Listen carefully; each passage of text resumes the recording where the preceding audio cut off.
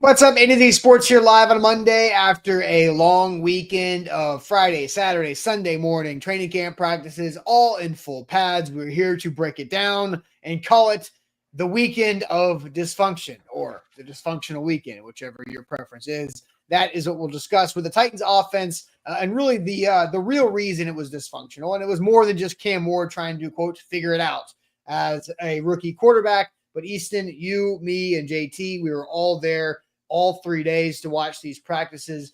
And we have takeaways, we have thoughts, we have opinions, we have analysis, we have insight to share to the audience here about it was bad. Like yesterday's football practice was bad. So just preface that. But there was a reason for it, and it was almost planned to be bad. So we'll talk about the reasoning behind that. And more and more we'll hear from J.C. Latham, the Titans right tackle, and we'll hear from quarterback coach Bo Hardigree about why it was bad and why some are worried that it's bad, some are less worried that it's bad. So Easton, welcome in. We're going to have a Rock and Rando segment at the end to see if I can stump you. And then I know we may try to switch things up on Rock and Rando. I don't know. We were texting about that. Yeah. I think Rock and Rando's been a little too one-sided. I think after today we may have to go youngs versus olds on the Rock and Rando portion of our show. But hello, what's up? Good to see you. Good to see everybody in the chat. Got a great show for you guys today. Excited about this week as the Titans are about to head on their road trip starting Wednesday evening. Going to have some joint practice stuff going on. Going to have a preseason game this week. Exciting things ahead. A lot to talk about on today's program. But first, make sure you've liked the show. Help us out. Hit that like button on Facebook, on YouTube. Hit the thumbs up button right down there below our faces. It is free. It's very easy. It helps us tremendously. And then jump in the comments like Bearded Kunu and Demario, Jason, Jeff, Bork, who's pointing out that Easton is getting his training camp tan. Yeah, I've got some pretty good color this summer between the beach and training camp. I've gotten a decent tan. I tan pretty well. Got an Italian heritage. Helps me out a little bit. IR Hoshi, Jeff, Guy, Bork, Johnny, good morning to all of you guys. Hope y'all had a fantastic weekend. Like the show for us. Lock in, jump in the comments. Austin, let's get it started. Yep, let's do it officially. Welcome to the A to Z Sports here live on a Monday. I'm Austin Stanley. He's Easton Freeze, our Titans reporter for A to Z Sports.com. We're Nashville's on-demand sports talk network. Going live weekday mornings at 8 Central Time on Facebook, YouTube, and Twitch. Links to the show, segment by segment on our Twitter X timeline. Hit us up on Instagram, TikTok, and Threads for more great Titans content. Got to thank our sponsors. They make it happen for us, and they help out all of you, like Wilson County Hyundai. Make them a part of your new car buying process. Go see them in Lebanon or online, wilsoncountyhyundai.com. The Bone and Joint Institute, boneandjointtn.org, the region's destination for comprehensive orthopedic and sports medicine care, and our friends at Barton Drury Insurance Group, customized solutions for all of your insurance needs. They're local to the mid-state area and online at bartondrury.com. I personally skipped over, you mentioned it, I skipped it over the fact that it is game week. Technically, game true. week. It's the first week for a while without there being football. Well, there's that. There's the Labor Day weekend gap that I caught myself. But even then, aren't there some crappy college games on that weekend? No. Oh. You better double check that college schedule there, buddy, because there are not crappy games. Aren't there usually? No. Oh. Do we always have nothing that weekend? No. Week one in the NFL, like Labor Day weekend in college football, is usually loaded with a couple really nice marquee matchups. You're saying that there are good weekend games that weekend? Are there college games on the dead week before the NFL schedule or not? Okay. You said bad college football games, like stinkers. Like no. So you're telling me that dead weekend before the NFL, there are good college games? Very much so. Okay. Yeah, right. Yes. Are they usually good? Yes. Oh. God, what are you doing? When is week 0? Is week 0 the week before that? Week 0 is the week before that. Oh, okay. That's what I was trying to get at. I thought that was week 0. Gotcha. No. Anyway, we got distracted enough. Okay. It's a college football show this morning. Yeah. The Titans had a really bad football practice yesterday. Easton, how would you like to start this? Because this will be the third time that you've talked on video or radio about this bad football practice. I have yet to talk about it, so I will let you start us off here. I would like to begin by reciting the words of Brian Callahan immediately following the practice. Just kidding. If I did that, we would lose all of our YouTube money. He was not happy. He was not happy one bit. My parents would be pretty displeased if I repeated the things that he said. YouTube would not be happy. The team certainly would be mad at me for saying things that probably should have been kept on the football field. Can I add here, parenthetically, it was a good thing that yesterday's fan attendance was family and friends. So they probably weren't as shocked as like the general public fans. True. A good thing, bad thing, because you're right. Less shock, but also a higher per capita children. So it wasn't. Yeah, but great. Those kids know what's up. Is that right? Okay. Is that right? Yeah. Well, it wasn't great. It was one of the worst Titans practices I have ever been to. Maybe the worst. I don't know. I don't keep a running tally, but it was up there. It just was a really, really ugly, sloppy day. And the headline of what made it so bad is pretty obvious that the offense was pretty dysfunctional. There were times during the practice that Cam couldn't hit the broadside of a barn. Guys weren't getting open consistently. The offensive line was getting pushed back. They weren't playing as well as they had been recently. There were communication issues. All of these surface level things that to even the most untrained eye watching that practice, you're like, ugh, gross. Now, I do want to get into what I wrote about yesterday, Austin, the real reason behind my displeasure with yesterday's practice, and really the real reason behind the coaching staff's displeasure, because as is the case with any training camp practice, I'm going to continue to beat this drum. This has kind of become my flag to bear. The flag that I've chosen to bear this training camp is emphasizing to folks in writing and here on the shows, when we treat training camp practices like games from a media standpoint, in terms of what we're asking afterwards, what we're talking about afterwards, it totally defeats the whole point of the practice. Yeah. It is really easy to do that. And you have to kind of change the way that you approach watching football to avoid falling into those traps of just the monkey brain entertain me football players. That's not what they're out there to do, right? They're not out there to be entertainers on these practice days. They're not always out there to be hyper efficient or to do exactly what you do on a football field. They're out there to do very specific things. And so what I've been trying to emphasize to folks is that the why behind what we're seeing is always just as important, and usually to me, just as, if not more interesting than the surface level results of touchdown, interception, fumble, first down, sack, whatever we're seeing. Like the why behind what they're doing, the stated purpose of each day, the things that each specific drill is trying to accomplish. That's the stuff that I think is, one, most fascinating, and two, definitely the most important. And we're going to talk about what yesterday was designed to be and why that gives context to the surface level bad, but also why it uncovers the real reason yesterday was a gross practice. Right. And I want to get to two comments from Jay here. And I think the way you put that is we have to stop treating practice like they are games. And I don't know why. Like, I feel like that should be like just understood. Mm-hmm. But when and I do think it's important context to have Cam Ward's passing completions per 2 attempts, how he did in the red zone, how he did in 7-on-7 versus 11-on-11. I think those like stats are good, but I do think those stats create misleading situations, right? Because when Cam Ward goes 8 for 17 on a practice day in 11-on-11 and 7-on-7, you're like, oh, what a gross day. Mm-hmm. But if all 17 pass attempts were on 3rd and 6 and longer, you're like, that's not that bad. Right. It's the stated purpose of the period was we're going to do back shoulder throws just over and over. We're going to do low percentage attempts. We're going to try a specific thing that this quarterback is uniquely gifted at or uniquely needs work on. Right. And so that to kind of put a bow on this, the reason why we can say with more confidence watching games what was good and what was bad, besides the fact that there's more of it than we get in the practice, is that a football fan knows the stated purpose of a game. It is to score points and to win the game. That's the thing they're out there trying to do, right? You don't always they're usually context like, well, here's what they were trying to do on this play. You don't quite get it. Fine. But in the grand scheme of things, you know what they're trying to do. In practice, we almost always lack that context unless folks like you or I are there to ask And that's what I'm trying to do, is to constantly, almost every day, I'm like, okay, what was the point of this? What were you trying to do here? Is there today seemed gross. Is there context behind why that is? Did you feel the same way? Sometimes it's like, yep, awful, hated it, you run with that. Sometimes it's, well, here's what we were trying to do. And actually it kind of it shifts the way that you see everything. And so that's why it's so difficult, is because we don't know what they're trying to do.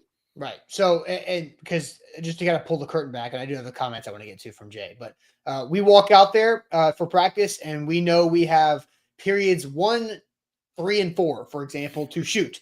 We have we can kind of put together what periods those are. And the first period stretch, the second period that we can't shoot special teams, and then 3rd and 4 or whatever are some type of individual, maybe quarterback stolen to receivers type period. That's it. But we don't know any context outside of that. When they get to 7-on-7 and 11s, we have to pick up the context by looking at the yard markers across the field. Like, oh, okay, this is a 3rd down period because that yard said 3rd down, and here's the 1st down marker, and understand that. Or the move the ball down the field periods. And we have to kind of assume and play problem solver and figure that out ourselves, which sometimes isn't as accurate in the moment as it will be afterwards, and we'll get to more of that. But JR says, have I not been saying Callahan-ish cheeks? Vindicated.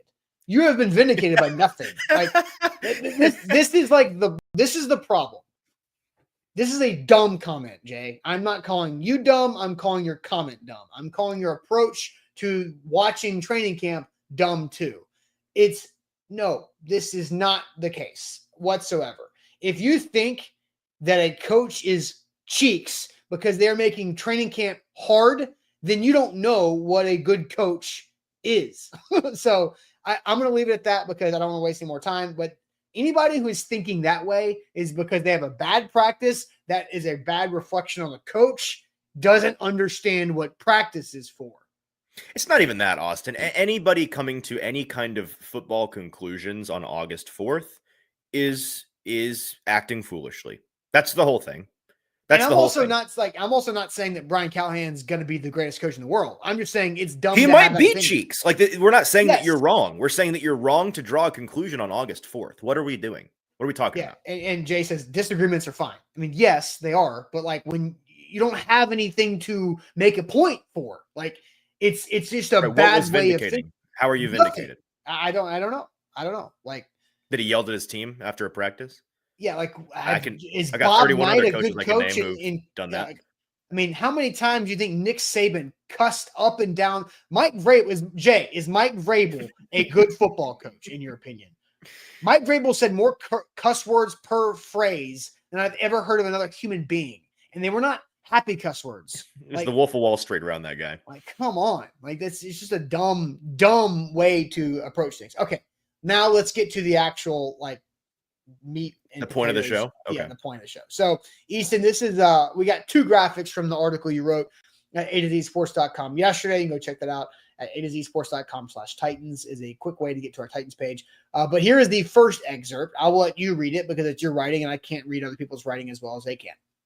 But thinking back on each period and talking to those who designed them, it was bad for the offense. Wow, a typo immediately. Well done, Easton. Bad for the offense on purpose.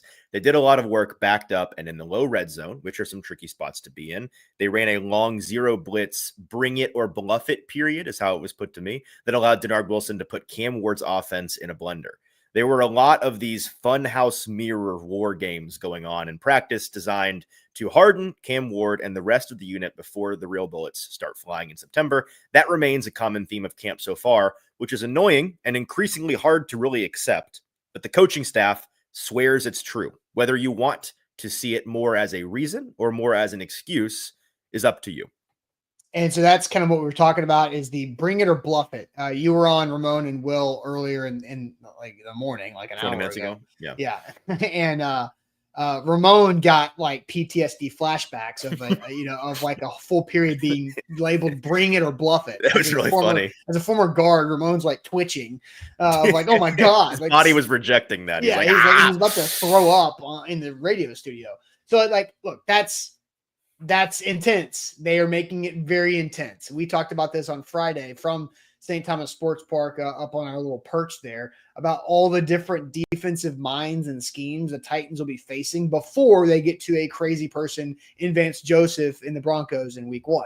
Right. It is Denard Wilson. They've got Todd Bowles coming up this week in Tampa. They've got Raheem Morris and that style of defense in Atlanta the following week. And then maybe the craziest person of all, Brian Flores and the Vikings come for that last Vikings game, or the last preseason game with the Vikings. So then you get to Vance Joseph. So they are literally putting 8 batting donuts on Cam Ward's bat in the on-deck circle and just making him go through batting practice with the heaviest baseball bat you could possibly find. Will it work? That's what we have no idea. But let's go ahead and play this from Bo Callahan because Bo Callahan. That's a character. That mistake's been made. That's funny. Good. That is funny. But Bo Hardigree, Titans quarterback coach, about this in particular when it comes to camp. Did it all today. It's just one thing. You go out, you talk about it from the meeting, you go out and rep it, and it's just kind of close the gap for him every day. Learn a little something, whether you fail or you have success as a quarterback. Like, it's just banking that one rep to where if you see what he's seeing in a game, we can get to the right protection, get the right throw off, make the right decision, and just all those things coming at him. I love it. I mean, the way they've set the practice up for him, it's been great. How's he handling those failures in particular? He holds himself to a very high standard, obviously. You guys have all met him. He's very coachable, though. And he likes to be coached hard. And he's been good. He's been good. It's been hard. He's been good. And I think that's something they did not do this to this level of intensity or close to this level of intensity last year. Right? Bingo. Let's talk about that because this is an angle people aren't talking about. All right, let's wait. Let's dive deeper into that. We also have a question for you guys coming up, but I think it's a great way of a transition here. But first, let me tell you guys about the Bone and Joint Institute, boneandjointtn.org, the region's destination for comprehensive orthopedic and sports medicine care. It is August, which means high school sports are back at it, baby. Which means, unfortunately, your son or daughter playing those high school sports may have an injury that pops up. That's okay. It happens in life and in football and in other sports. But you have to know who you can fall back on and who you can trust to help you work through that injury to make sure the best outcome and a full recovery. And the experts at the Bone and Joint Institute can actually do that. They invest so much time, resources, all their doctors visiting these high school games and being a part of the Williamson County community when it comes to that. And they are the best place for you in Middle Tennessee, maybe even Northern Alabama, Southern Kentucky, to go for orthopedic and sports medicine care. So when an injury happens, whether it's that high school sports injury, maybe it's the beer league softball injury, or maybe it's just the old injury from back in the day that you have to get addressed again, the Bone and Joint Institute has you covered online in Franklin, boneandjointtn.org. Man, if I ever break a bone or a joint in beer league softball, that will be the day I retire. So much better knock on some wood. Listen. Back when I was your age, I had a pretty gnarly knee bruise from a first base collision in beer league softball. And see, that's why we make business decisions around here. First inning, opportunity to slide last week, just jogged it out. Not happening. Sorry, guys.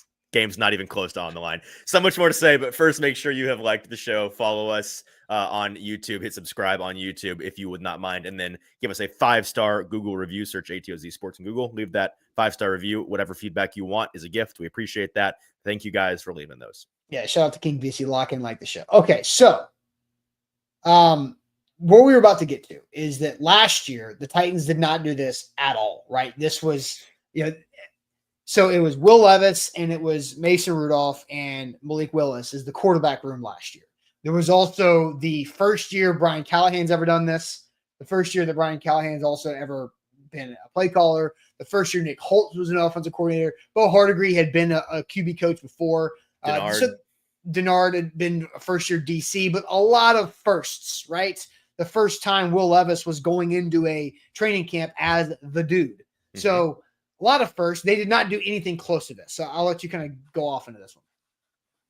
So, yeah, this is something that kind of hit me last night. I'm sitting down thinking about how we want to attack talking about the weekend, what the biggest stories are. And it kind of just hit me that I don't remember ever feeling like this. I mean, I say exhausted. I'm not the one exhausted. I'm feeling like they are as exhausted and as strung out by the war games they're being put through. I don't remember that ever being the case last year.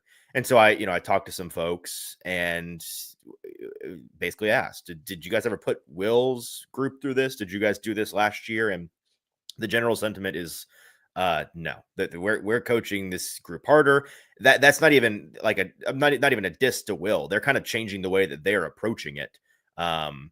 And a part of that is Cam for sure. And his ability to be coached really hard and them wanting to lean into his thick skin, the way that they love the way that he responds to really hard coaching.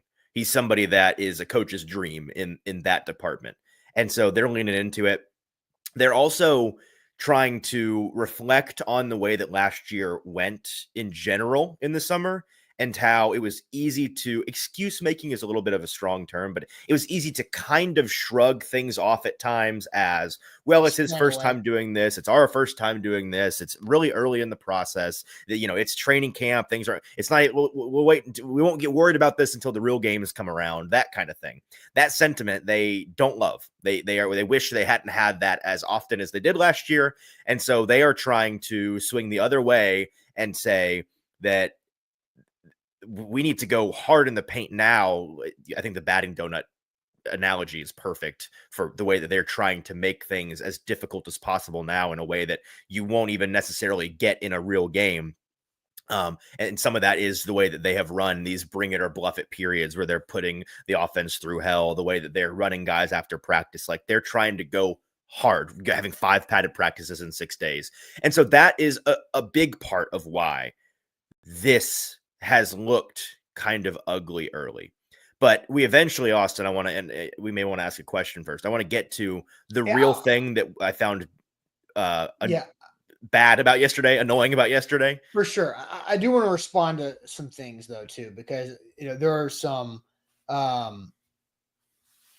there's some comments like Colin, this team's not going to be any better this season. Are we? The Titans? Like, I don't think you can say that. Like, and I'm going to refer to J.C. Latham on Bussin' with the Boys earlier in the summer when he was talking about his time at Alabama, because he was a rookie last year with the Titans.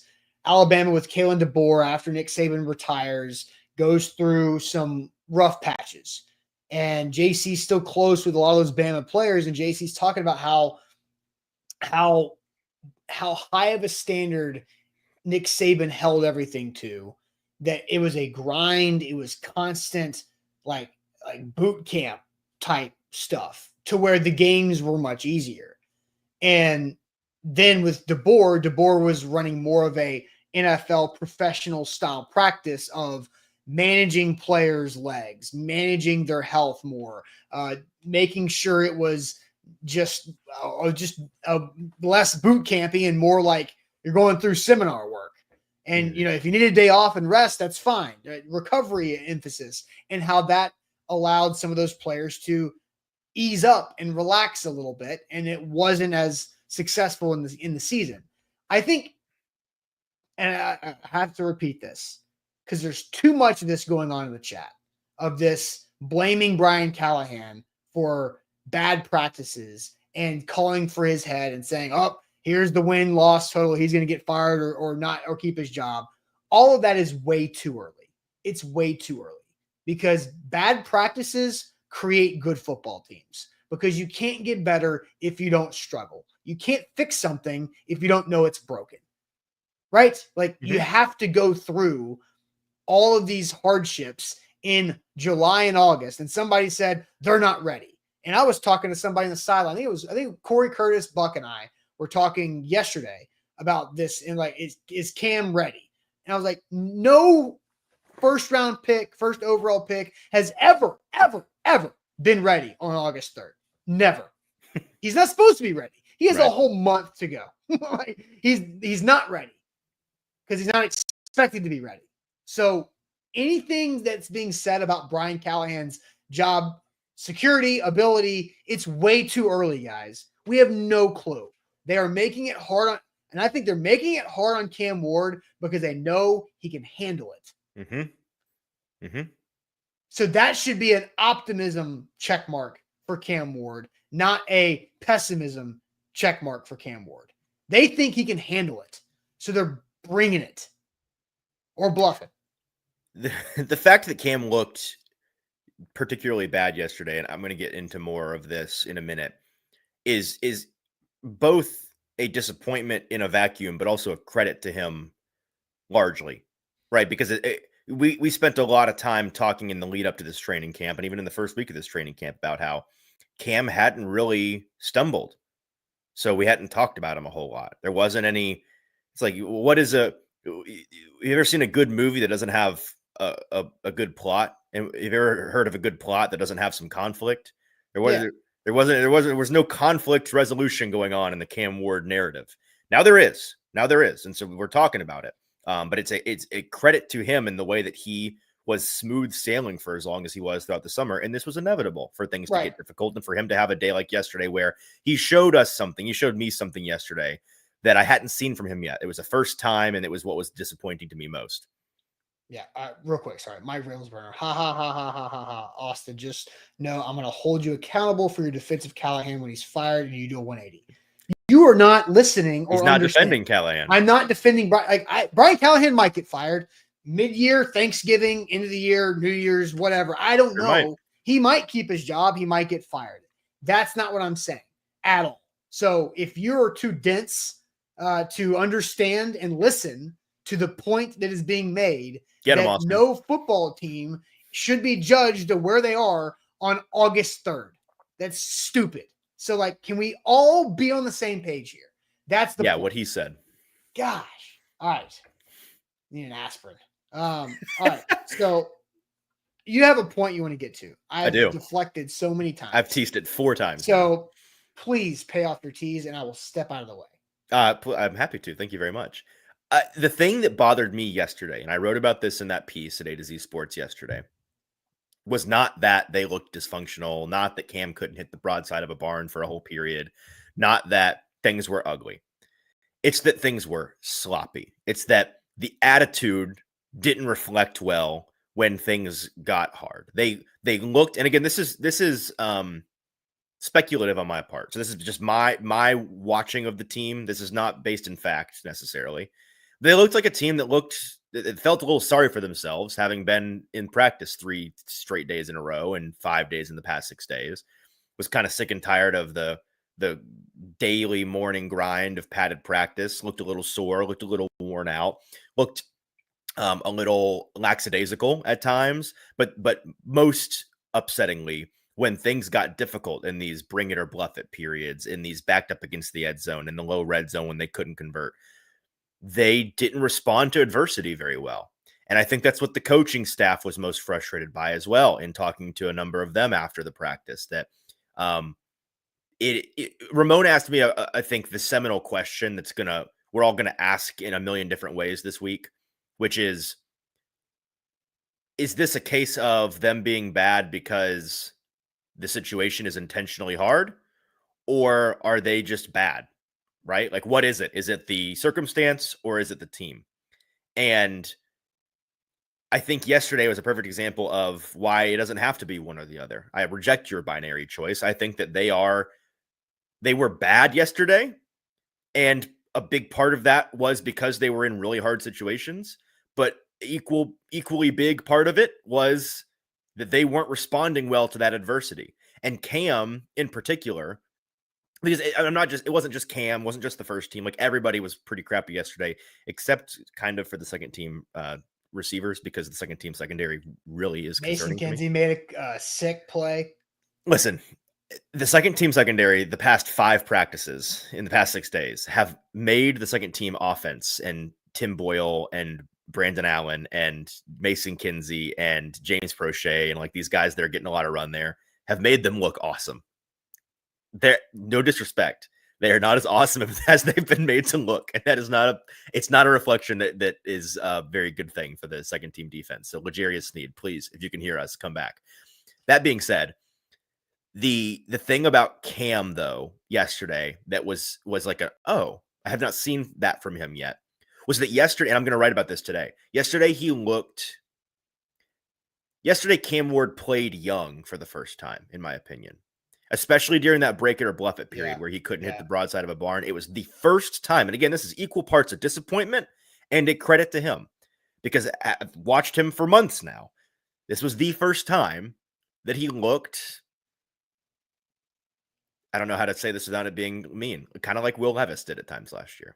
Just overwhelmed? Kind of like a guy that got tilted. Overwhelmed, but everybody gets overwhelmed. Patrick Mahomes gets overwhelmed sometimes. It's that his reaction to the overwhelming was pressing, was doing things out of character, was getting flustered, was going back to Bo Hardigree and looking at the iPad and being frustrated about things and clearly not responding well to the adversity in the moment, which happens to the best of us. And again, it is a credit to him that we've not seen this from him yet. But these are the hurdles that I've been talking about for months now, that this was going to come, and how he responds, not in the moment, because everybody can respond poorly in the moment, but how he responds today and tomorrow and Wednesday in practice and Thursday in Tampa Bay. That's what's going to be most telling to me is, okay, you had your first moment. And I think the coaching staff, if you asked them, they'd tell you the same thing. He played a little young. He played like a guy that got tilted and started pressing and doing things out of character, and he got frustrated. And that's it can be a great learning opportunity for a guy if you respond correctly, if you do the right things going forward. So that's what I'm going to be paying most attention to this week is how does Cam Ward react to what was a really, really frustrating day? And let's also say this, because it's very rare. And I don't know how many other NFL teams will have 5 padded practices in 6 days this year. Not many, man. Old school guys. They did, because they added the one on Friday to really, instead of having a couple days off in between of those 4 padded practices, they added a 5th right there in the middle of it. And so what was yesterday? 5, number 5. And I think you could tell there was a little bit of that, like, this is the hardest part. If you ask any former football player, the hardest part of training camp is after like 2.5 weeks before that first preseason game, before you've seen another colored jersey, and they are in it right now. This is it, because you're tired, your legs are dead, you have to get up and do it again, and you're playing against the same dude that keeps pissing you off, who's your teammate the day before. Jarvis Brownlee Jr. is really getting under the skin of every Titans wide receiver he faces, and we're seeing it. And Calvin Ridley also lost his composure some over the weekend by throwing a football at Jarvis. Now, it was warranted, I thought, because Jarvis tackled him out of bounds, which is a no-no. But I still think, that's part of it. It's part of it. And that's what the coaching staff told me yesterday. It's a great point by you, Austin, that, try working out hard almost every day for almost a full week. And when you're entering hour 13 in less than a week, which is what they were doing yesterday, see how you feel, both mentally and physically, right? And that is the grind of training camp. On the radio hit I did earlier this morning, they asked me for one word to describe the weekend, and that's what it is, man. It's been a grind. It has been a grind by design. And the coaching staff, this was kind of told to me yesterday, this is what we're trying to do. We're trying to make camp feel like the unbearable slop that camp used to be, not to punish the players, not to, revert to old school ways that aren't as smart for teams, but to get this team mentally and physically hardened in a way that last year, like, I don't know how many different ways the Titans can hint and wink at this. They were a soft team last year. They were. Yep. And this was a whole news cycle that I caused, and it got on First Take in November. And it's a whole thing. Is this team soft? I don't mean to say that they were physically soft or like that these guys were like losers or anything, but they were, I say soft in the sense that they were not connected in the way that they wanted to be. And I don't think, hand on the Bible, they were all as mentally hardened as they want to be this year. I think that's fair. I think Kyle Wood had a really good comment here. He says they're trying to find the week 8 issues from last year before week 1 this year. Absolutely. It's a really good comment. Really good comment. All right. So shall we ask a question today? Because the chat has been on it. We have left the chat to their own devices, to their own just thoughts without prompting them with a question. Which has gone exactly how you'd expect it to go, by the way. It's terrible. Not all of y'all. In there. Not all of y'all, but like the people that are just think that the book is out on Brian Callahan because he had to cuss his offense out after practice. Season's over. So funny. And it's just, but it's also maddening at the same time. All right. So here is the question we're going to ask you guys now. What is your biggest current Titans offensive concern? Is it Cam? Is it the O-line? Is it the combination of wide receivers, tight ends? Note, I did not include the running backs because they are not an option, because they are not the problem at all. They're probably the best and most consistent thing right now. They weren't last year either. So, and that's not just Tony. Tajay's having a great camp. I think the couple other guys they have behind them with Mullings and Chestnut. They're pretty pleased with Mullings. Yep. Even if you go down to the dudes, Mims and the other guys, they keep signing Jefferson and I think. Yeah. They have a Justin Mims and an Amari in a not Justin Jefferson.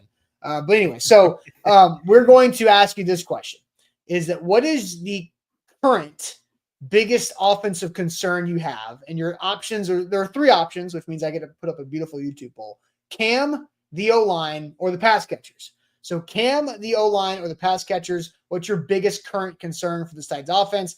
First, going to tell you guys about our great friends at the Barton Drury Insurance Group. Customized solutions for all of your insurance needs. If you can tell, Easton's wearing his Barton Drury t-shirt that he got today. Look how well those colors match.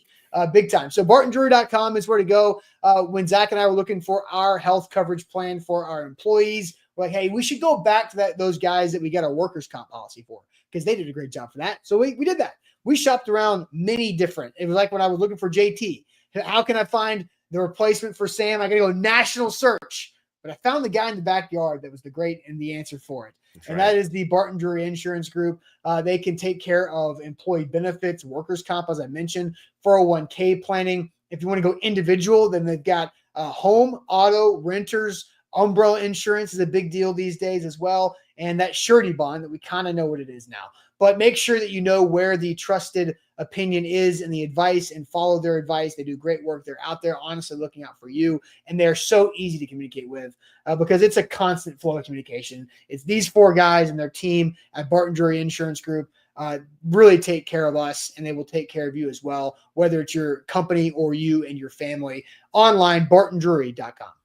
Hey, you. Would you do me a solid real quick? Thank you so much. I appreciate that. Go and search A to Z Sports in Google real quick. Hit that 5th star on the right and then hit submit. We appreciate those. They're very, very helpful to us. Leave us a 5-star Google review. If it's the only thing you do today, then do it. Thanks. Okay. Go to the rest of the show. All right, so I threw it in the chat. I'm working on the YouTube poll here in a moment. But what is the biggest current concern with this Titans offense? The 3 options are Cam, the O-line, or the pass catchers, wide receiver, tight end combo. So, Easton, I'll send you the chat. Let me let this YouTube poll get going here in a moment. But what are you seeing out of the gates from the chat on Facebook and YouTube? Roy says it's still the offensive line for him. Zion goes off the board and says it's the ability to overcome adversity, a fair concern. Ira Hoshi says the offensive line. Cam and the offensive line for one. There are some really good off-the-board answers, but we want to be specific here. Yeah, that's true. Sure. That's true. Darren says O-line. Andre says O-line. Jordy says O-line. These are my favorite. EVC. Nick Holtz is my biggest concern, not Brian Callahan. It's so funny. Darius Cam because he's a rookie. Offensive line from Deborah. Offensive line from Ashley. Bro Knuckles says Cam. Tall Texan says none because it's August 4th. Fair enough. Corey says it's Callahan. That's why I said current concern, guys. I know. Corey says it's Brian Callahan and the play calling, because the play calling has just been so unacceptable on August 4th. Louis says it's the O-line for him still. Kyle says it's the O-line for him still. Renee says it's the O-line for him still. So it is a lot of offensive line in the chat, and followed by Cam. I have not seen one single pass catcher's answer. Isn't that crazy? It is crazy. Is it weirder? Here we go. Big Ten Jeff helping us out. Wide receivers and tight ends still very mid. All right. There we go. There's the mid word again. Appreciate that, Jeff. I had to ask Easton and JT if last week was mid, what was yesterday's practice? And I came up with I was told cooked. Yeah. Was yesterday's Sunday practice. So My answer is the offensive line. And I think we've spent the first half hour of the show here talking about how hard they're making it on Cam and how that's the plan. And that they're doing, in my opinion, they're doing that because they think Cam can handle it. Bo Hardigree just said he likes to be coach hard. He's doing well with it. And so I was texting, somebody asked me like, hey, was the offense bad? Like, what's going on? And I was texting him a lot yesterday. I'm like, I think Cam is going to be fine. I think he has all the tools. I just think it's a matter of him being comfortable and getting in a rhythm and the whole offense kind of becoming one, right? But I'm not concerned about Cam. I also find it interesting that if you name all 11 starters on the offense individually, I'm like, I actually feel pretty good about those guys. I feel good about Cam individually. Mm-hmm. I think Calvin really can have a big year. I like where Alec Manor is at. I think Chig looks pretty good. I think Gunnar Helm is rising as well. Tony Pollard looks like a beast right now. I think J.C. Latham looks phenomenal. Dan Moore has been quiet. That's a good thing. Good thing. Like Peter Skronsky, been very, solid. Like individually, everybody almost, you have a backup center playing right now. You've got Zeitler, who hasn't had the best camp, but he's 35 years old, and you kind of have to trust him until you can't. And so, but I'm like, individually, they all have good optimism. But as a group, it's just not working yet. And so I think why I answer offensive line is because those 5 guys are incomplete. Because Cushenberry's still out. You've got Levin and Mustafa, who are the starting place holding center. Zeitler's had some interesting reps and not great play and a day off. And you just are trying to have those guys come together. And so the O-line is my current biggest concern because I think Alec Manor is going to continue to get better and better and better and better. Like, I'll say this. Alec Manor and Gunnar Helm are the first non-vets to break into the first team rotation of the pass catchers. Mm-hmm. Like, they're doing 11-11 or 7s or whatever. Normally it's been like vets run with the top, and then you got the young dudes in the second group and then beyond. But now you're getting a sprinkle of Alec and Gunnar Helm in that first group, just a little bit. And so I like that. I think that's a good sign. And I'm not worried about Cam to this point. I think I'm understanding that it's going to be very up and down roller coaster. He's going to have highlights, going to have lowlights, but where's the center for Cam? I think it's net positive. So my biggest current concern is the offensive line being able to be welded together. My answer is Cam.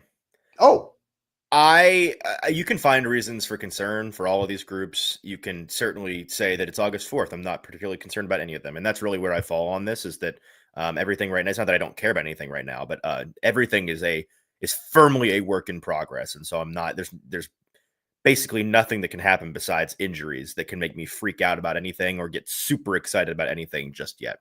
That being said, the reason my answer is Cam, and this is all relative. Like, Cam is the thing that most concerns me about those 3 options. I'm also not particularly concerned about Cam right now, but the reason why he's my answer is because he, I think, unquestionably, I don't think anybody would have an issue with me saying this, he has the hardest path the next month to get to where he needs to be. Like, that's not to discount. The offensive line has a lot of work to do. There's still a lot of chemistry that they need to build. They need to all get on the same page. They need to tighten things up. Some of these new guys need to get comfortable with the scheme and the technique changes that Bill Callahan is throwing at them. There's a lot going on there. And of course, outside of Calvin at receiver, you got a bunch of young guys that are still, they still need live reps to figure out, to know what they don't even know yet.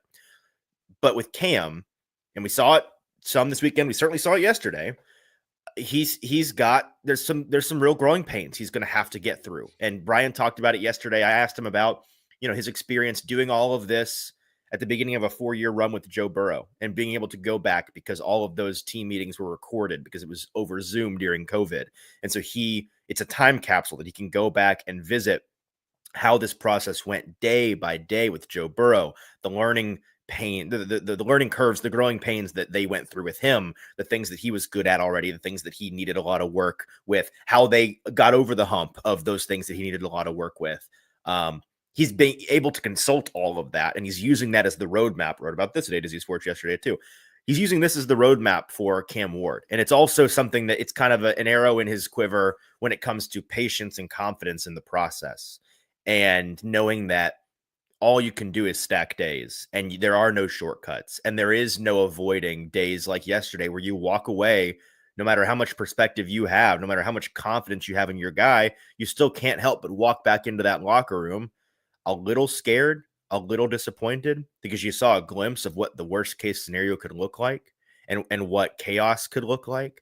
And even though your rational brain knows the circumstances and the bigger picture, it still is, it ignites that animalistic worry inside of you, that panic, that fight or flight a little bit. And I know I felt it watching Cam yesterday. I'm sure the coaches whose livelihoods depend on him felt it yesterday. And I'm sure Cam, who's the one doing the thing, felt it yesterday. But that, to my point earlier, is a prime opportunity for a learning moment, for a teaching moment. And it's the kind of road bump that you have to hit, as the greatest comment of the day you put up earlier, trying to find those week 8 problems before week 1. That's what they're trying, and I would say succeeding in doing right now. And whether or not that is going to pay dividends, we'll have to see. You know, it's not guaranteed to, well, we've solved them now. They're not going to pop up again in the regular season. They'll probably pop up again in the regular season, but you'll have at least done it before. You'll have at least encountered that issue before. It won't be entirely foreign to you. You'll have, hopefully, the antibodies built up to be able to fight off whatever it is that's attacking you in week 8 when you don't have time to tinker. You don't have time to play around in practice. You've got a game plan because you're playing an NFL game in 4 days, and you have a losing record and you're trying to keep the ship afloat. That's what they're focused on right now. That's why Cam Ward has the biggest mountain to climb in the next month. Now, I do maintain the utmost confidence, in as much confidence as I can have in a rookie quarterback, to successfully climb that mountain. But the fact that it is so tall, and I'm standing here next to Cam looking up at it and saying, oh, it's pretty tall, so there's a lot of work to do, that is daunting, and that's why he's the most concerning element of it for me right now. Kane, extremely wordy take on a QB who constantly goes against a defense he sees daily. That's not true. He does not go against the defense he sees daily. It's the same players, but Denard Wilson is literally changing the defense on a snap-to-snap, day-to-day basis. Again, let's put the there's a look he's never seen every single day. Again, in this article from yesterday, they ran a long zero blitz, bring it or bluff period that allowed Denard Wilson to put Cam offense in a blender. A lot of funhouse mirror war games going on here, designed to harden Ward and the rest of the unit before the real bullets start flying.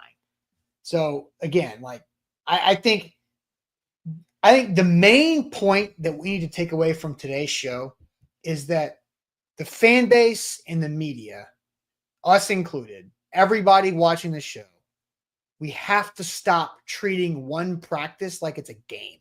Mm-hmm. It is not the right way to view practice. Say it again, Austin.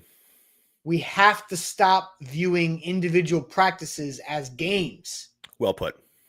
When you have a weakness, Kobe Bryant, here's a quote from summarized quote from Kobe Bryant. When I realized I had a weakness in my game, all I did was attack it. I practiced that until it no longer became a weakness. That's what you have to do. You have to do this. And so we can't view practices, and Brian Callahan's tried to say it. Do we still have that video?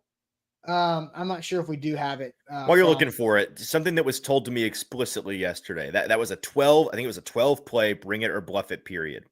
And I was told explicitly, no, not Cam, not anybody in the league this year on a Sunday is going to face a defensive situation, or, an opponent situation, even remotely as difficult as what that is. It is, again, I funhouse mirror war game is the best way that I can put it. That is a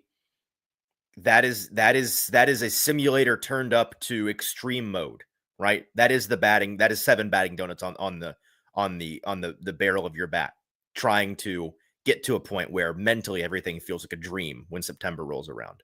So this idea that it's the same defense, he should know these guys by now, could not be further from the truth. Here's Brian Callahan last week after the 3 interception day from Cam Ward. Just the daily updates and who wins and who loses and who performs well and who doesn't, I think gets in the way sometimes of what we're really after, which is we're trying to develop every day and get better. And we want guys to take some risks with how they play, and quarterbacks in particular make throws or try throws that you maybe not going to do in a game, but see how it feels and see where if you have that one in your bag or not, but that's with a lot of players is you want guys to play fast. You don't want them to fear failure. And we'll coach and correct any mistakes that come up. And the idea is that you don't make them again and you just keep pushing forward. But you want guys to not have a governor on and not have to be worried about making mistakes, because that generally tends to be a pretty poor mindset to try to perform in. What will we give that? So I think that answer pretty much puts it in perspective, that we've got to be able to understand what the practice is for. No quarterback will ever throw 12 consecutive pass attempts on 3rd and long, but in practice they do. It's actually not possible. Well, I guess actually technically it's possible. It's never going to happen. A lot of penalties in a row. I'd like to end today's show with this, because days like today are all often viewed in hindsight through this binary lens of, okay, who in the media came on coping for the Titans on Monday and who came on disappointing the Titans on Monday. At least I don't think Austin either. We are not trying to convince you that everything is fine. We are not trying to convince you that the Titans are good. We are not saying that this was not a terrible practice. In fact, we started today by saying it was a terrible practice. It was so terrible, we couldn't even say the things that we wanted to say about how terrible the practice was.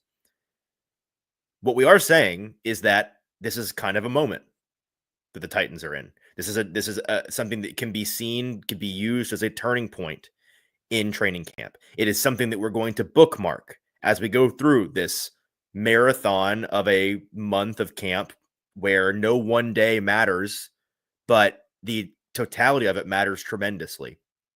And I think yesterday was the closest to one single day mattering in the grand scheme of things as you can get, because it was a glimpse of what, as JC Latham put it after practice, of what that 3-14 Titans team looked like, what they felt like, the way that they operated. And as JC, I think, very wisely, very accurately put it at the end of that statement, when we have days like that where the 3-14 Titans show up, Brian Callahan should not be even close to the only person upset by that, not close to the only person who is saying something about that. Yeah, agree. We've got some super chats to get here, and I've got to prepare Rock and Rando. So, Easton, I'll let you take the first super chat. Noah comes in earlier. So super chats here to wrap up this Monday.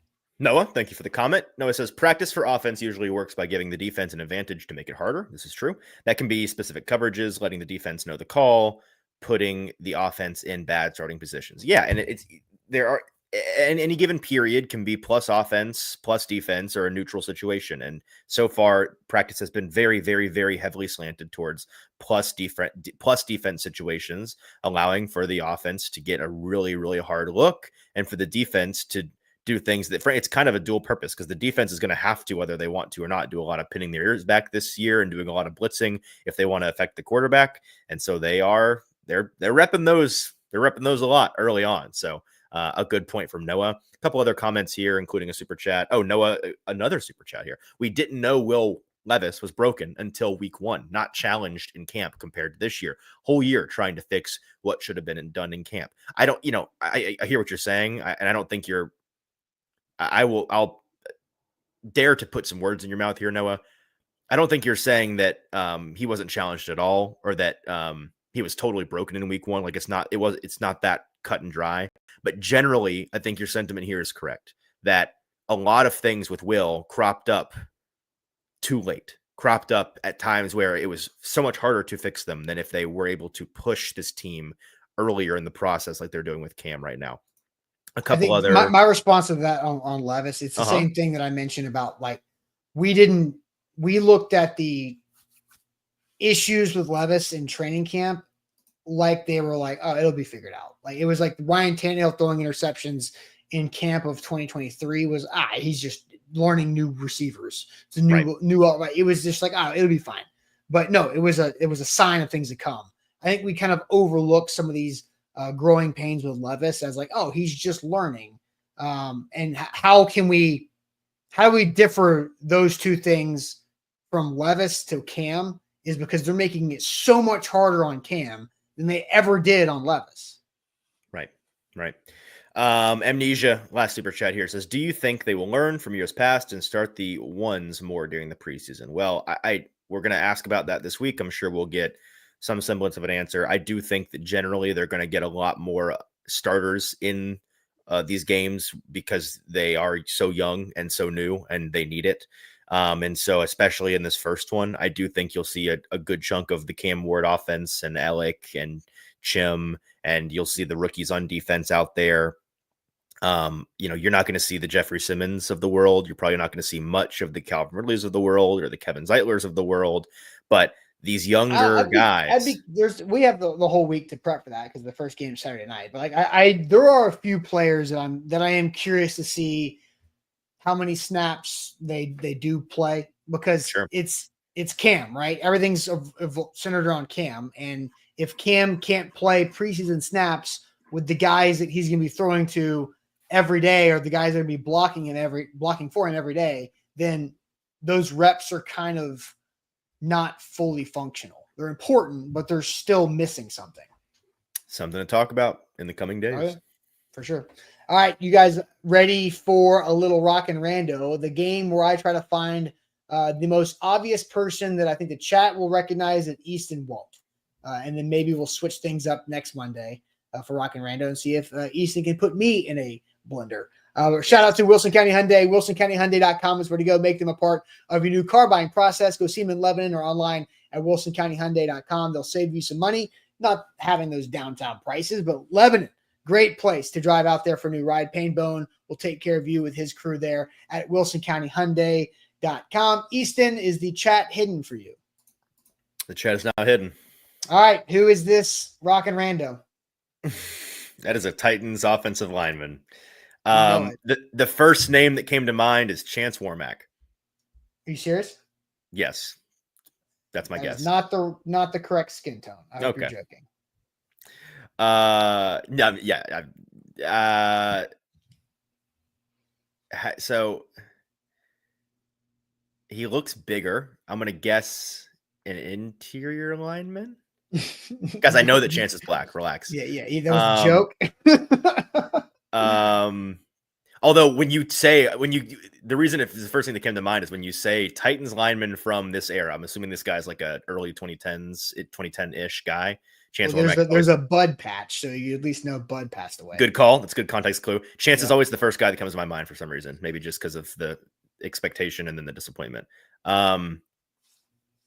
I don't know, man. I guarantee it's going to be. You don't know this? Clearly not. This is definitely going to be a guy that I have heard of. Is he a guard or a tackle? He looks like a guard. He's not a guard. He's a tackle? All right. Or is he a center? He's not a guard. He's a tackle. I don't know. You got any clues?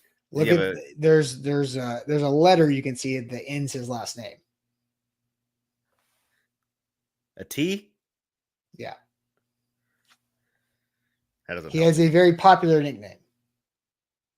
Very popular nickname. Huh. Is he a good player? He was a very good player, but did not get national recognition really ever. Drawing a blank, man. He played at Mississippi State. You know that's not going to help me. The first correct answer was Tall Texan with David Stewart. That is a name that I like. If you told me David Stewart, who do you play for? I'd be able to tell you the Titans. I wouldn't have been able to tell you anything else about him. Nickname, Big Country. I feel like I've heard Big Country more than I've heard David Stewart in my life. Man. So that makes sense. I picked him because that's the last time the Titans had Jack Conklin and David Stewart are like the best right tackles his franchise has ever had. What era was David Stewart? Dave Stewart was probably, and he played not quite a decade, maybe 8 years. It was like 2000. Let me see if I can guess it. Okay. David Stewart. Well, when you search David Stewart, he doesn't even show up. Oh, well. You got to search David Stewart NFL. Apparently, there's. I think David Stewart played from 2005, and his last season was. I think he got hurt in Lawan's rookie camp and called it quits. So he technically started 2014, but did not play. Impressive. It was 05 to 14. And you didn't know who he was. I knew all that stuff. Yeah, it wasn't really grinding Titans right tackle tape when I was 6 years old. That's unfortunate. Replaced Michael Ruse, a guy that I would have been able to write. No, Ruse was the left tackle. Well, then this Wikipedia page is wrong. They say he replaced Michael Ruse? Stewart became the starting right tackle in 06, replacing Michael Ruse, who moved to left tackle. So because Brad retired. So Ruse played right tackle for a couple years. Was Brad still? I can't remember. Dave played 116 games, a big career. Ruse and Stewart, left tackle, right tackle for about the whole time. Was it 8 seasons, 9 seasons? Strong pair of tackles for some pretty crappy teams. There was a couple good teams in there. Then there was some really bad teams. You got your random Kerry Collins seasons and whatnot. You had your 13-3, you had your 2,000-yard season. Yep. You had Vince Young, Rookie of the Year. Then you had bad. Yeah, it's basically just those 2 seasons, and that was 3 seasons. That was 3 seasons. Wait, you said VY rookie, 13-3, and 2,000-yard rusher. I thought the 2,000-yard was the 13-3 season. No, that was the year. But CJ was on that team, though, right? CJ's rookie year was 13-3. It was his rookie year. So his second year was the 2000 season, 09. How many yards did he have that year, though? He and Lindale. I mean, he had well over 1,000. Lindale. That was the 08 year was the smash and dash duo. Yeah, lightning and thunder. And then 09 was straight up dash. Just dash for 2,000 yards. Right. Yeah. That year he had almost 1,500 yards from scrimmage that year. Big year. From scrimmage? Yeah, that's combined. 1,500, almost 14 and change, 1,488. And then followed it up with the most yards from scrimmage in NFL history, 2,509. It's also crazy. The Titans have the most all-purpose yards in the season, too. Wait, what? Do you know what former Titan has the NFL record for most all-purpose yards in a season? Do you know what all-purpose includes that yards from scrimmage doesn't? Teams. Return, yeah. Return. Yeah. Who's an awesome teams guy that I'm blanking on? Who? Derek Mason. Oh. NFL record for most all-purpose yards. I didn't know he was. I mean, again, way before my time. Sorry, D-Mace. I didn't know that he was a big returner. Oh, yeah. So how many was that? All-purpose yards. 2,500 something. It was like it's around it's a little more than the CJ's.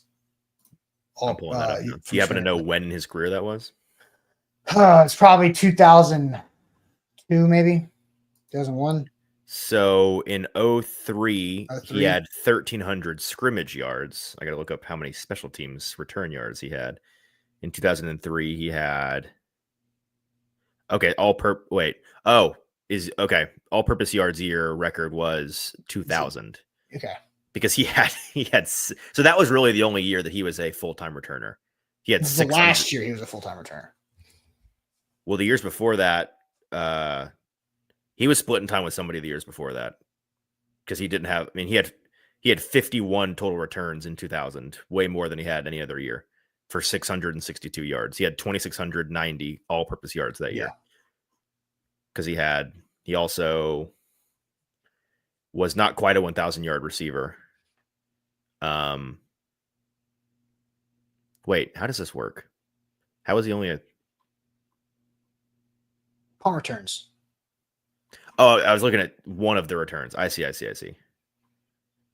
Yes. Oh, okay. So actually, the vast majority of his yards that year were special teams. 600 yards punt returns on 51 attempts, and 1,100 yards of kick returns on 42 attempts. 27 yards on average per kick return. Pretty good. Any touchdowns in there? Only one touch. So yeah, only one touchdown on teams. That's pretty good, though. Man. One return touchdown, punt return touchdown a year is pretty good. Look at 69 yards.